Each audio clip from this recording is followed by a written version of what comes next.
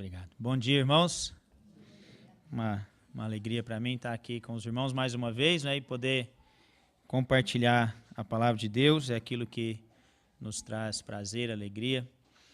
Eu quero aproveitar no comecinho aqui, agradecer os irmãos Ronaldo e Lúcio por nos receber tão bem na sua casa.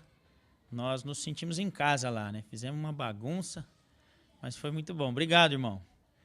E que Deus possa estreitar essa amizade, essa comunhão, né, mesmo com a distância. E a gente está sempre lembrando e batalhando juntos, né, uns pelos outros, orando, intercedendo, como acontece em muitos lugares, né? Ontem nós falávamos dessa família cristã, né? Como é bom poder ter irmãos e irmãs, pais e mães, avós e avós, em tudo quanto é lugar, né? A gente se sente bem e tem prazer mesmo de estar no meio dos irmãos. Dentre tantos outros lugares que poderíamos estar, aqui é o melhor lugar. E nós já escolhemos a melhor parte, né?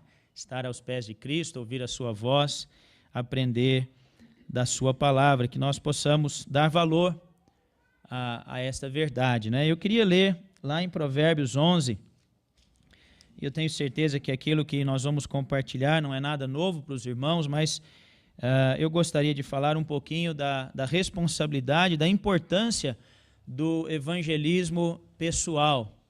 E nós vamos ler, para a nossa introdução, Provérbios 11, verso 30, considerando e atentando mais para a segunda parte desse versículo, que diz: o fruto do justo é árvore de vida, e o que ganha almas é sábio. Provérbios faz um contraste, né, entre o sábio e o tolo, por muitas vezes, e aqui mais uma vez ele diz: aquele que ganha almas é sábio. Que Deus abençoe a meditação na sua palavra. Talvez, pelos dias que nós vivemos, né, de tanto individualismo e uma dificuldade de se dizer ou falar algumas coisas, né, o mundo anda sensível demais, né? Tudo é uma ofensa, tudo é razão de um processo, tudo é razão de uma briga, de uma contenda. E às vezes nós, como cristãos, em vista destas coisas, temos medido um pouco não é a expressão correta, não é medir as palavras, isso nós temos que fazer mesmo, mas às vezes nós seguramos, algumas vezes não aproveitamos as oportunidades. E eu gostaria então, hoje de manhã, considerar que o evangelismo pessoal é importantíssimo para a igreja local e nas nossas vidas como cristãos, não é? Nós temos reuniões de evangelismo, mas na palavra de Deus, das muitas vezes que a palavra pregar aparece, a maioria delas é numa conversa pessoal, é num grupo pequeno, talvez não diante das multidões. E essa não é uma responsabilidade apenas de alguns irmãos e irmãs que estejam mais à frente ou que tenham um dom de evangelista. Esta é uma responsabilidade de todos nós. Um evangelismo pessoal, consciente, né, proposital. Quem de nós tem um plano, um projeto de evangelismo pessoal? Quem de nós levanta todas as manhãs com o propósito: hoje eu vou evangelizar, ou eu vou continuar evangelizando o fulano, a família tal? Quem de nós ora especificamente por alguém e insiste e persiste nesta tarefa de orar, de interceder, de visitar, de convidar, de evangelizar, de aproveitar os meios para que possa ser feito esse evangelismo, né? Nós precisamos ser intencionais no evangelismo. É claro que vez ou outra Deus abre uma porta, nós vemos uma oportunidade e levados pelo Espírito, se há em nós uma entrega, né? Se estamos rendidos a Ele, nós falamos do Evangelho, aproveitando aquelas oportunidades, mas precisa haver em nós também esta intenção, a intencionalidade. Eu preciso evangelizar. Pessoas que nós encontramos, que temos contato diariamente, talvez, semanalmente, trabalho, comércio, faculdade, escola, família, não sei. A quem o Senhor nos dirigir, a quem o Senhor nos levar, são pessoas que estão ao nosso lado. E eu gosto de pensar que quando a Bíblia diz, falando do tribunal, né, do final, quando o Senhor vai separar, né, as ovelhas dos bodes, então estes serão lançados para dentro do lago de fogo. E estes, meus irmãos, são pessoas que estão do nosso lado. São estes. É um colega, é a pessoa do caixa da padaria que eu compro toda semana, é o vizinho, é o amigo, é o parente, estes. E nós sabemos disso. Se a maior parte das pessoas com quem nós convivemos, ou que estão ali fora, são descrentes, estão nas trevas, carregando sobre si um fardo terrível do pecado, em miséria, em vergonha. E se nós sabemos que a única mensagem capaz de livrá-los daquela condição é o Evangelho, é Cristo crucificado, por que nós não falamos de Cristo? Por que nós não deixamos um folheto, um convite? Por que nós, com muita sabedoria, é claro, com muito equilíbrio, com muito bom senso, né, não usamos os grupos de WhatsApp em que estamos para evangelizar de alguma forma? E é claro que em tudo isso nós vamos ter oposição, ter dificuldades, né? Eu quero lembrar rapidamente aqui, a Bíblia fala de 3 vezes que Cristo chora, não é verdade? Primeira, ali, Lázaro, né? Quando o Senhor Jesus haveria de ressuscitar Lázaro, e vendo as irmãs chorando, vendo os judeus, Cristo chora ali, e ali nós temos um exemplo da compaixão. Cristo não chorava por Lázaro, Cristo sabia o que haveria de fazer, tirando Lázaro da morte, mas Cristo chora vendo Marta e Maria e os judeus chorando. Talvez nós podemos fazer uma aplicação. Olha, Cristo chorava em ver a dor que a morte, e a morte é consequência do pecado, o salário do pecado é a morte. E nós precisamos ter essa empatia, o sofrimento, a dor que a consequência do pecado traz na vida dos homens. Depois Cristo chora diante de Jerusalém, havia festa, havia louvores, né? Cristo entrando na cidade, e Cristo chora diante da cidade, mas já sabendo a punição, né? O sofrimento, não haveria de sobrar pedra sobre pedra, e ali é um choro audível. Cristo chora de soluçar ali por aquela cidade. E olhando para essa responsabilidade do evangelismo, né, pessoal, às vezes eu fico imaginando, por que não há em nós essa compaixão de chorar por São Paulo, pelo bairro em que eu estou, pela cidade em que eu estou, chorar de soluçar, porque eu sei a consequência e o fim daqueles que são desobedientes, rebeldes ao Evangelho. Eu conheço, ainda que nós não conhecemos na sua totalidade, mas Deus nos revelou o que é o inferno, o lago de fogo, numa certa medida. E eu sei também o que é o perdão e a graça, a esperança e a expectativa do céu. Por fim, Cristo chora lá no jardim. Hebreus fala com lágrimas, ele orava, ele angustiado, né? Eu estou angustiado, sabendo da minha hora. Pai, se possível, passe de mim este cálice. Todavia, não seja feito como eu quero, mas como tu queres. E Cristo chora em contemplar, em saber tudo aquilo que ele haveria de passar para providenciar salvação, para abrir uma porta, para pagar o preço, para que outros, não foi isso que nós consideramos, ele deu a si mesmo na ceia, para que nós pudéssemos alcançar o perdão e a vida eterna, e esse pranto também precisa haver em nós. Eu estou pronto a sofrer as consequências, eu estou pronto a sacrificar o eu, para que outros também conheçam a Cristo como eu conheço. E às vezes vai doer, e às vezes vai nos privar de algumas coisas, e às vezes vai nos levar até mesmo à morte. Mas o que eu estou destacando hoje de manhã, irmãos, há em nós essa disposição, há em nós esta intenção de sofrer por Cristo, de amar as pessoas, de chorar por elas, de ter uma empatia, de me colocar no lugar delas, porque elas estão em grande vergonha e miséria e precisam desta mensagem que nós carregamos conosco.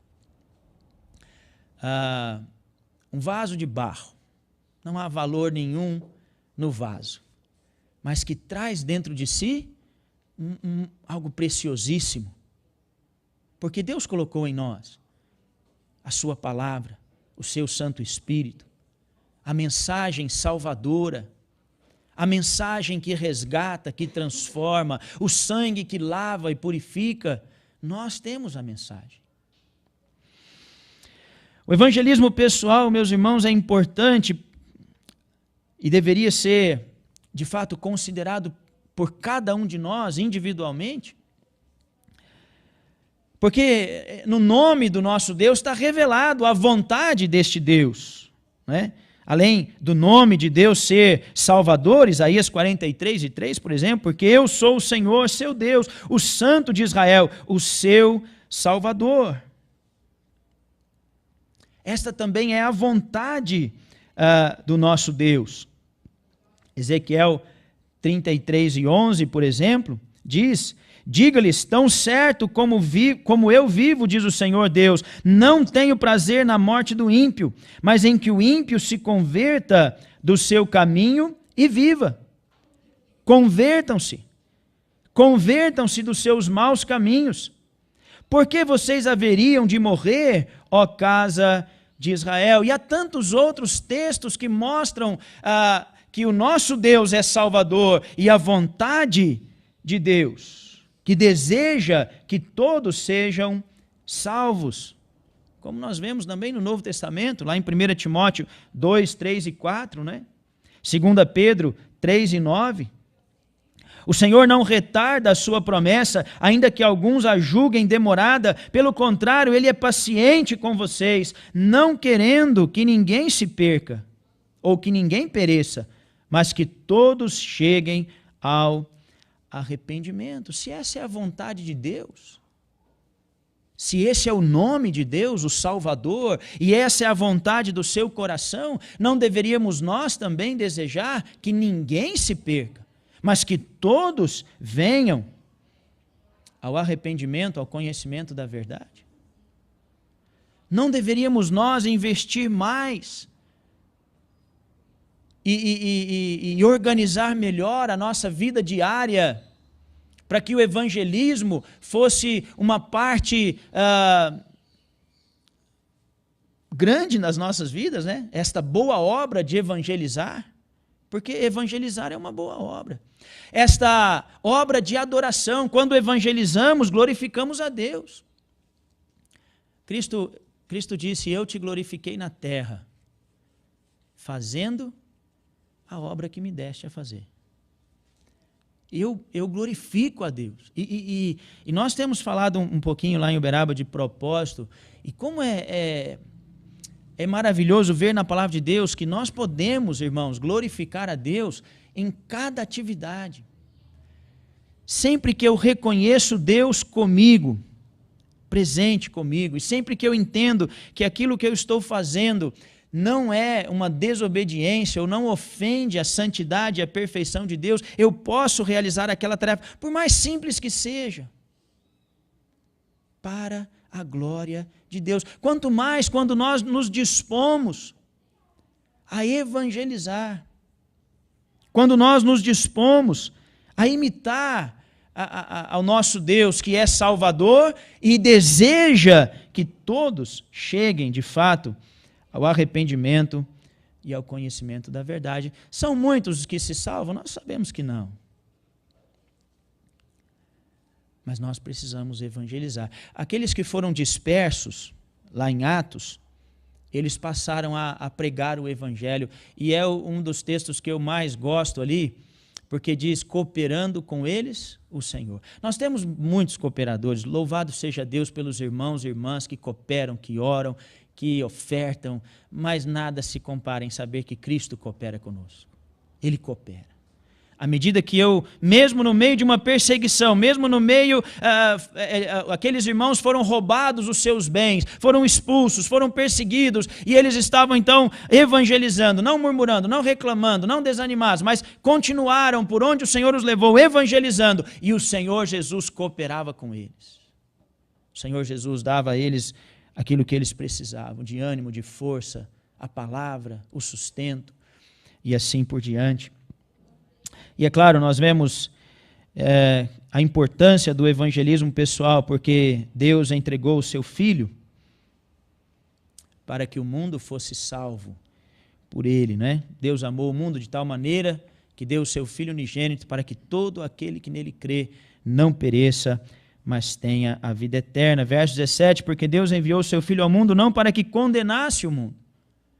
Deus não tem prazer na morte do ímpio, mas para que o mundo fosse salvo por ele. Será que nós podemos dizer que Deus está profundamente interessado na salvação das almas? Na salvação de cada pessoa, individualmente, cada uma delas? Eu creio que pela palavra de Deus nós podemos afirmar, Deus está profundamente, intensamente interessado na salvação de cada pessoa. E se Deus assim está interessado, de maneira a dar aquilo que há de mais precioso e amável e glorioso nos céus, o que eu posso dar por amor das almas? Faça essa pergunta para você mesmo, aí na sua mente, no seu coração. O que eu, porque eu quero ser como é o meu Senhor, o que eu posso dar, porque eu também quero estar profundamente interessado na salvação de almas. Que Deus possa nos ajudar a ter as respostas, né? E que nós possamos, a partir de hoje, de amanhã, colocar em prática e, de fato, fazer um sacrifício para que outros tenham a graça que nós já alcançamos em Cristo Jesus. Cristo mesmo, ele nos dá exemplo, né? E ele nos ensina a importância do evangelismo pessoal. O Senhor Jesus vem dos altos céus, deixa ali o trono, né? Humilhando-se, esvaziando-se. Eu fico pensando como que um Deus que é santo, santo, santo, nele não há trevas, habitou no meio de pecadores como nós, né? Aquele que conhecia cada pensamento, cada atitude, só isso já é uma humilhação, né, para Deus, entre os homens pecadores. Mas o Senhor Jesus, por muitas vezes, ele se coloca no meio das pessoas. E por muitas vezes ele fala de maneira individual. Ele fala com Nicodemos, em João capítulo 3. Capítulo 4, ele fala com a mulher samaritana. João capítulo 5, ele fala com um paralítico lá de Betesda. Lucas 7, ele fala com o fariseu, com aquela mulher pecadora. Individualmente, Cristo está. Verdades importantíssimas da doutrina que nós pregamos, seguimos e amamos, foram ensinadas a pessoas individualmente, não foi pregando às multidões. É claro, ao Sermão do Monte, e maravilhas foram ali ensinadas, mas, por exemplo, o nascer de novo foi dito a Nicodemos. A importância do novo nascimento. Lucas 10, Cristo fala com Marta e Maria, e no dia da sua morte ele ainda evangeliza aquele malfeitor crucificado ao seu lado. Hoje estarás comigo no paraíso. Então o Senhor Jesus nos deu exemplo, né? Ele busca os seus discípulos também individualmente, né? A partir de hoje não serão mais pescador de peixes, mas vocês vão pescar pessoas, né? Pescadores de almas, de gente. E é interessante ver esse contato intencional do Senhor Jesus. E nós devemos também, irmãos, todo dia buscar estes relacionamentos. Não para que nós venhamos a, de alguma forma, nos envolver nos erros e pecados dos homens, né? Nós temos uma luta diária contra aquilo que já está em nós, aquilo que o mundo nos oprime muitas vezes, as tentações de Satanás. Mas Cristo se assentava com pecadores. Por quê? Para participar dos seus erros, para aprovar os seus pecados? Não, criando um relacionamento para levar a eles a boa mensagem. E tenho certeza que os irmãos não vão me entender mal, nós precisamos criar uma amizade às vezes, ou algum tipo de relacionamento que não nos faça nos envolver nos seus erros e pecados, não venhamos a contaminar, né, com os seus erros e pecados, mas para que nós possamos ter a oportunidade de pregar, de falar, e assim sermos ouvidos, né? Porque quando há uma amizade, há uma confiança. Quando você cria um relacionamento com alguém, há uma confiança. E que Deus nos ajude também nessa busca intencional, né? O Senhor Jesus, ele, além de dar um exemplo, ele dá aqui um mandamento também, né? Da mesma forma como ele ensinou a orar, né? Pai nosso que estás no céu, santificado seja o teu nome, seja feita a tua vontade. Ele ensina e depois ele dá exemplo. Se possível, passe de mim esse cálice, todavia, não seja como eu quero, mas como tu queres. Aqui nós vimos primeiro o exemplo do Senhor Jesus conversando individualmente com pessoas, né? Hoje de manhã na ceia nós vimos que Nicodemos, que foi ter com Jesus escondido ali e tal, ele depois leva o perfume, né? Como uma oferta ali para o Senhor Jesus depois da sua morte. Houve um resultado, que às vezes não ficou tão aparente, mas houve um resultado. Mateus 28, 19 e 20, então nós temos aqui o mandamento do Senhor Jesus, né? Jesus, aproximando-se, falou-lhes dizendo: toda a autoridade me foi dada no céu e na terra. Portanto, vão e façam discípulos de todas as nações, batizando-os em nome do Pai, do Filho e do Espírito Santo, ensinando-os a guardar todas as coisas que tenho ordenado a vocês. E eis que estou com vocês todos os dias até o fim dos tempos. Marcos 16, 15 e 16. Ide por todo o mundo, pregai o evangelho a toda a criatura. Quem crer e for batizado será salvo. Quem, porém, não crer será condenado. Esse é um chamado para sermos pescadores de homens. Ide pregai, ide fazei discípulos. Havia o exemplo do Senhor Jesus e também o mandamento.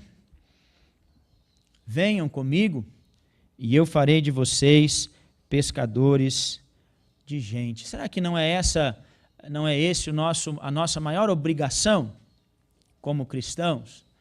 E eu sei que nós entendemos a importância de glorificar a Deus, né? Tudo é para Ele, por meio dEle, para Ele.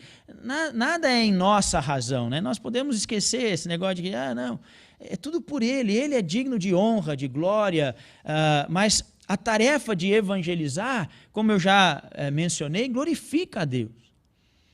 E dentro das nossas atividades como cristãos, no nosso tempo devocional, os nossos momentos com o Senhor, grande parte do nosso tempo deveria ser usado para o evangelismo. Intencional, programado, debaixo de oração. Nada assim feito de qualquer maneira, ou vou esperar as oportunidades. Não. Viva o evangelho e pregue o evangelho de maneira intencional, com bom senso, como eu sempre gosto de recomendar, né? Então nós podemos mostrar com as nossas vidas, viver o evangelho, falar com os nossos lábios, né? Pregando a palavra de Cristo a tempo, fora de tempo, quer seja oportuno, quer não, sempre que houver oportunidade, sempre que uma porta se abre, nós devemos estar prontos, dispostos. Não importa se hoje eu não estou me sentindo bem, abriu-se uma porta, há alguém buscando de todo o coração, existe alguém desejoso de ouvir um pouco mais sobre o Evangelho, então eu esqueço das minhas dificuldades e problemas e deveríamos ir até aquela pessoa que está buscando. Você não precisa, toda vez que entrar com alguém no elevador, falar do Evangelho para ela, e às vezes virar alguém antipático, chato, né, desagradável. Não é isso, mas é estar pronto. Quando você perceber que aqui está uma real oportunidade de pregar o Evangelho, então eu vou pregar. E acima de tudo, viver, né, também as verdades e o caráter, né, a ética cristã, o caráter de ser um imitador de Cristo. Eu de vez em quando eu falo isso, e os irmãos também vão entender. Talvez você já ouviu, né? Pregue o Evangelho e, se preciso, use palavras. Dizendo assim, se você viver, se você der um bom testemunho, já é o suficiente para que a mensagem seja dada. E eu de fato, eu não concordo com essa frase. O Evangelho precisa ser pregado. Você precisa viver, dar um bom testemunho, você precisa ser honesto, você precisa viver o caráter cristão e a ética cristã, mas se você não falar nada, você tem que falar. Sereis minhas testemunhas, recebereis poder ao descer sobre vós o Espírito Santo e sereis minhas testemunhas. O que é testemunha? É falar daquilo que nós vimos e ouvimos e conhecemos a respeito de Cristo. João fala, aquilo que os meus olhos viram, as minhas mãos tocaram, da palavra da vida, então isso eu vou falar, e eu quero falar disso, e eu não posso só viver isso. Não é o suficiente. Eu preciso falar. Mas eu não sei falar. Então carregue folhetos que vão falar, de certa forma, para você, por aquele que está buscando, certamente será o suficiente para que Deus faça o milagre do novo nascimento. Então, nós temos, por exemplo, a história daquele endemoniado, né? Lá em Marcos capítulo 5, que estava ali no meio dos sepulcros, né? Cortando-se com pedras e tal, marginalizado, e Cristo vem e traz uma nova condição para aquele homem é encontrado depois assentado, vestido, são, ao lado de Cristo, e aquelas pessoas expulsam o Senhor Jesus dali. Tem a questão dos porcos, né? Mas o que eu quero lembrar é, aquele homem, ele pede para ir com Cristo. Quando o Senhor vai indo embora, ele pede para ir com Cristo. E o Senhor Jesus diz, vai para a tua casa, para os teus parentes e conta-lhes. Não é só vive a vida diferente do que você vivia, mas conta a eles tudo o que o Senhor fez por você e como teve compaixão de você. Então é duplo o nosso testemunho, é a vida e aquilo que é dito com os lábios, né? A vida e aquilo que nós podemos testemunhar daquilo que conhecemos de Jesus Cristo, né?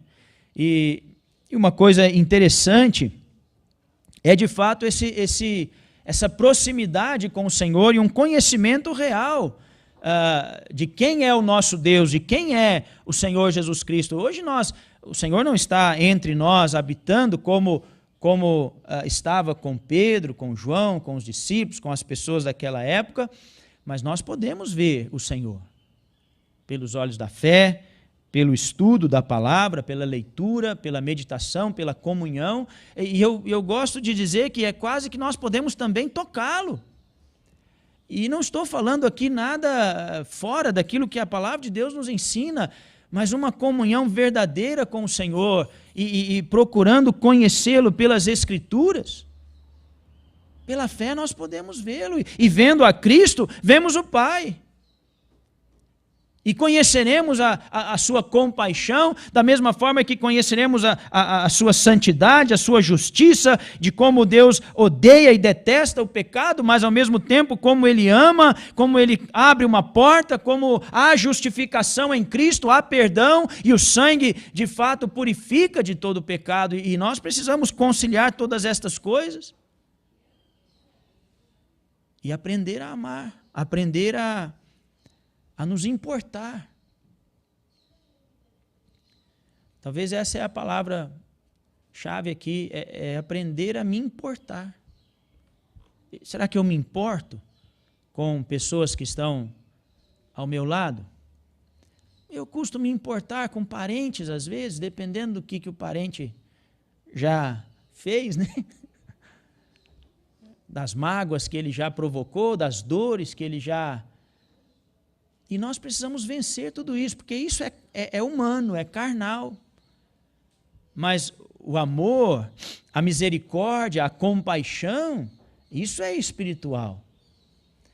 O que não vai livrar da justa retribuição, aquilo que plantamos, nós colhemos. Mas nós precisamos, irmãos, buscar de Deus estas coisas. A igreja primitiva, ela, por muitas vezes, mostra este evangelismo pessoal, né? Como eu mencionei, das muitas vezes no Novo Testamento, né, que a palavra pregar é registrada, 6 vezes apenas fala de um discurso formal, de uma pregação, como eu estou fazendo agora, mas normalmente é uma conversa, é algo pessoal. Às vezes nós estamos vendo em alguns lugares as igrejas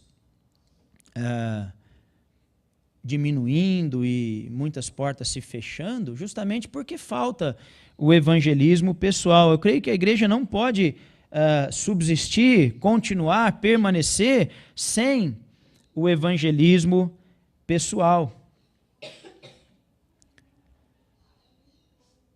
Para que pessoas diferentes possam chegar. Às vezes você vê uma igreja, ela é muito familiar, já percebeu? Que ali tem 1 ou 2 famílias e é toda a igreja. É o avô, o pai, os filhos, né? E não tem pessoas diferentes ali. O que está faltando, talvez?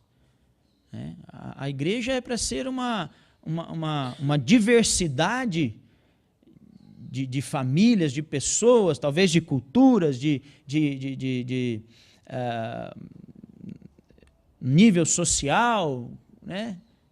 Todos reunidos debaixo de uma mesma verdade, debaixo de um mesmo nome, que é o nome de Cristo. E isso é a beleza da igreja, não é? Pessoas diferentes, e aqui somos todos irmãos, procurando fazer a vontade deste Deus maravilhoso.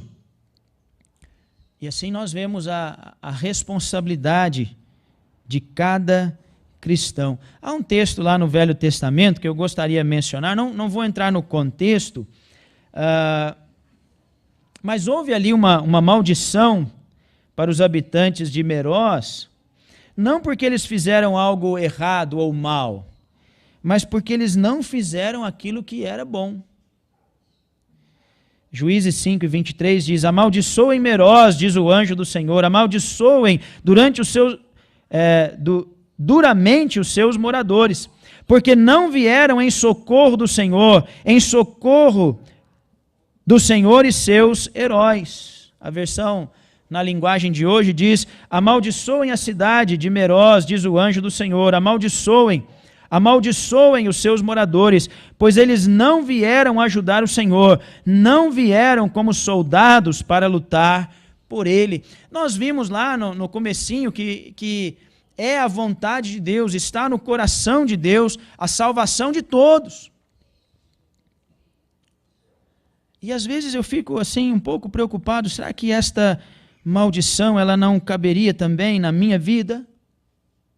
Não porque eu fiz alguma coisa ruim, não porque eu fiz acepção de pessoas, ou porque eu desprezei, ou porque mas simplesmente porque eu não lutei esta batalha do Senhor. Eu não me coloquei como um soldado pronto a salvar almas, a compartilhar o Evangelho.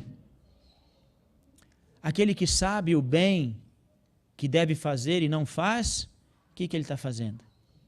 Ele está pecando.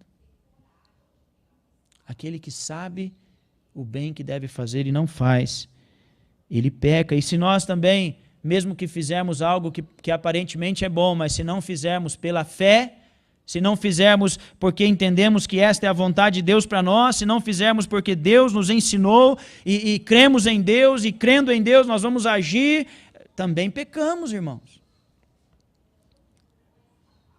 Então é algo sério para nós considerarmos hoje de manhã, perdão. Alguém disse que o crente que não faz nada e não dá nada nesta batalha ao lado do Senhor, não vale nada. E eu não quero aqui ofender nenhum dos irmãos, mas eu tomo essas palavras para mim mesmo. O crente que não faz nada e não dá nada, não vale nada. A nós foi dado um poder que nós não compreendemos, né? Recebereis poder ao descer sobre vós o Espírito Santo. E por mais que eu diga, aquele não tem mais jeito, aquela pessoa,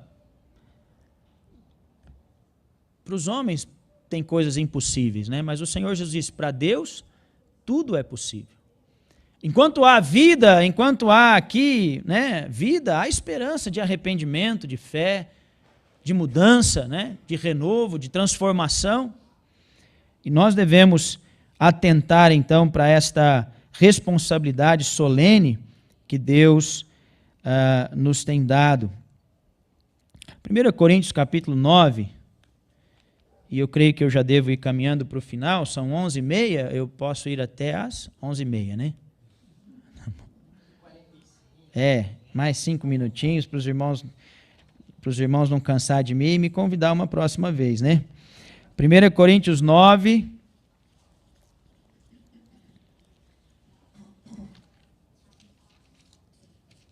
eu preciso confessar que eu esqueci a minha Bíblia, vocês acreditam nisso? E eu estou com a Bíblia da minha filha aqui, então, às vezes eu não acho os textos aqui, e já é a segunda vez que acontece, eu ir para algum lugar e esquecer a Bíblia. Então os irmãos orem por mim, eu não sei o que está acontecendo, a idade vai chegando, né? 1 Coríntios 9, verso 16, nós vamos ler até o 27, mas não vamos considerar tudo, não, apenas versículo 16, então, de 1 Coríntios 9.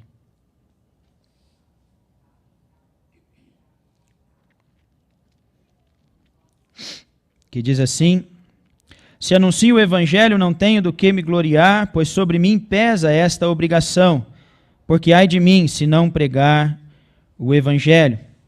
Se o faço de livre vontade, tenho galardão, mas se constrangido, é então a responsabilidade de despenseiro que está confiada. Nesse caso, qual é o meu galardão? É que, evangelizando, proponha de graça o Evangelho para não me valer do direito que ele me dá. Porque, sendo livre de todos, fiz-me escravo de todos, a fim de ganhar o maior número possível. Procedi para com os judeus como judeu, a fim de ganhar os judeus. Para os que vivem sob o regime da lei, como se eu mesmo assim vivesse, para ganhar os que vivem debaixo da lei, embora não esteja debaixo da lei. Aos sem lei, como se eu mesmo o fosse, não estando sem lei para com Deus, mas debaixo da lei de Cristo, para ganhar os que vivem fora do regime da lei. Fiz-me fraco para com os fracos, com o fim de ganhar os fracos. Fiz-me tudo para com todos, com o fim de, por todos os modos, salvar alguns.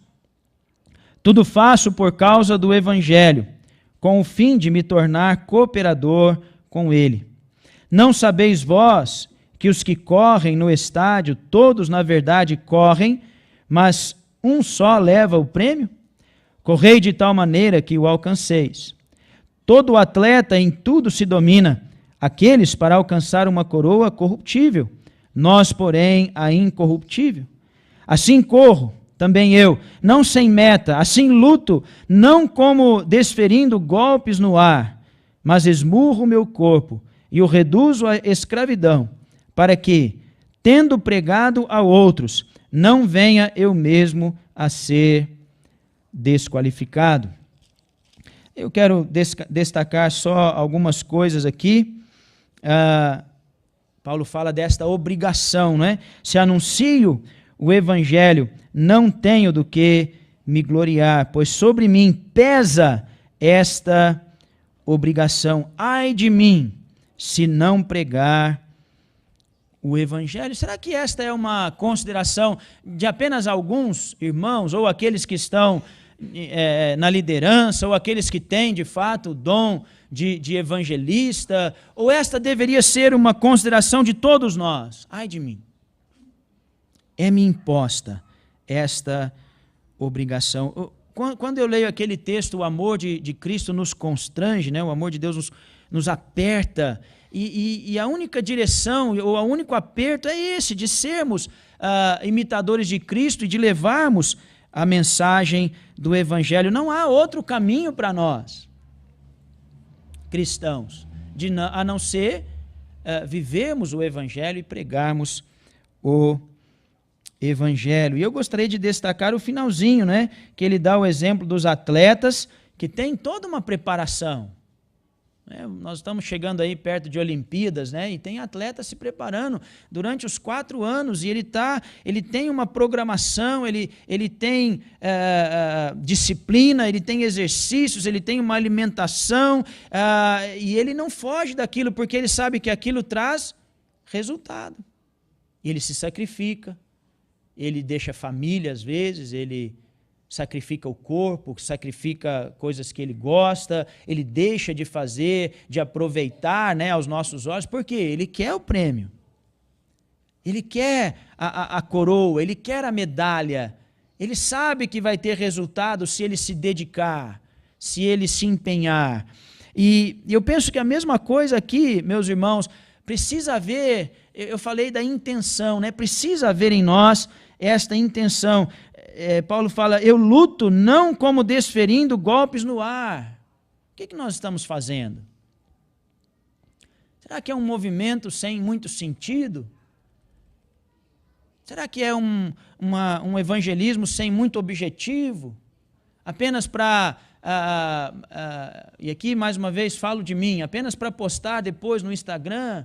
Foi feita distribuição de folhetos, foi feita uma campanha, não. Ou nós estamos, de fato, trabalhando nisso, nós estamos empenhados, nós estamos sacrificando, nós estamos organizando, nós temos metas, nós temos, propósitos a alcançar, e nós conhecemos as pessoas que evangelizamos, nós temos os nomes delas anotados, e nós oramos por elas, sabe?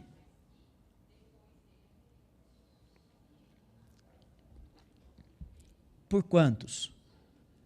Quantos nomes estão na sua lista de evangelismo pessoal? Quantos você tem trabalhado? Nós já estamos no mês 3, né? Desde o começo do ano. Quantas pessoas você tem trabalhado? Precisa ser só uma. Não precisa ser 10, 20. Precisa ser uma só. Uma só. E enquanto você vê oportunidade, continuar evangelizando, pregando, visitando, entende? Intencional. Intencional. Até que aquela pessoa fale, some da minha vida, eu não quero ouvir isso mais. Eu não quero ouvir isso mais. Lá quando eu morei em Casa Branca, eu comecei a visitar, ele era marido de uma das irmãs da dona Tereza, dona Mercedes, né?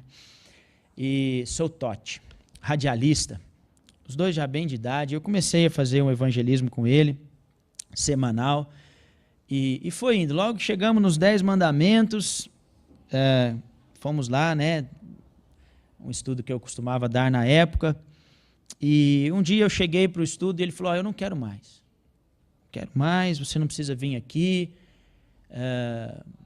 não quero estudar a Bíblia mais, eu vou continuar na minha religião. Ele é católico, né? Mas não praticante e tal. Mas o que aconteceu, Sr. Totti? O que foi? Não, aquilo que você vem falando, e o último estudo, eu não dormi, eu não quero ter essa sensação de novo. Falei, foi bom que o senhor não dormiu, porque o senhor ficou pensando, porque nós estamos tratando de verdades eternas. Agora, o senhor dizer que não quer mais? Não quero. Mas deixou a oportunidade de visitá-lo, né? Então, aí você não vai insistir, dizer, não, eu vou vir aqui toda semana. Parei os estudos, continuamos orando, a esposa dele sempre orando também, né?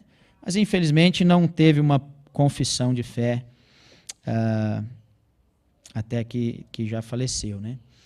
Mas é isso, irmãos, é a gente insistir e planejar e organizar, entendendo a nossa responsabilidade. Porque nós seremos cobrados, né? Daqueles que tiveram a oportunidade de ouvir o Evangelho através de nós. Eu não digo que é nossa culpa, não haverá no inferno ninguém por minha culpa. Eu tenho certeza disso. Mas talvez eu vou ser cobrado, talvez não, eu tenho certeza também que eu vou ser cobrado daqueles que eu poderia ter falado e eu não falei. Se eu disser ao ímpio que ele vai morrer nos pecados dele e vai ser condenado, e você não avisar o ímpio, e ele morrer e for condenado, é da tua mão, diz o Senhor, que eu vou requerer o sangue dele.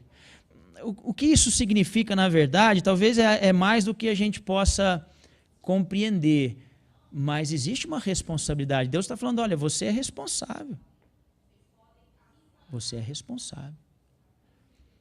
Que Deus nos abra, né, a mente, o coração, e nos ajude a pensar nestes que serão lançados para dentro do lago de fogo, que estão do nosso lado, todo momento, né? Que nós possamos compartilhar desta graça, que é infinda, nós podemos compartilhar, ela não acaba, pelo contrário, quanto mais nós compartilharmos do Evangelho, mais real, mais verdadeiro, mais abundante ele é em nossas próprias vidas, né? Que Deus nos abençoe, que Deus abençoe esta igreja local, que aquilo que eu não soube expressar, que o Espírito Santo possa falar com cada um de vocês e que nós possamos começar hoje, de maneira intencional, criar um programa de evangelismo pessoal, né, seja individual ou em grupos e nos empenhar mais nessa tarefa tão maravilhosa que é evangelizar. E, irmãos, não há nada mais prazeroso do que quando você vê o resultado, quando alguém chega e diz, olha, eu creio, eu entendi pela mensagem que foi pregada, e aqui a gente tira o eu, né? É Deus que fala, é Deus, nós somos instrumentos, mas se há alegria nos céus por um pecador que se arrepende, como é bom quando você entende todo o esforço que foi feito, toda a renúncia de algumas coisas, o sacrifício, e você diz, olha, eu pude fazer algo um pouquinho parecido com aquilo que o meu Senhor fez por mim, e o resultado foi uma vida, né? Salvação de uma alma que a Bíblia diz é caríssima, não é? Assim somos ricos em Cristo Jesus. Que Deus nos abençoe. Amém.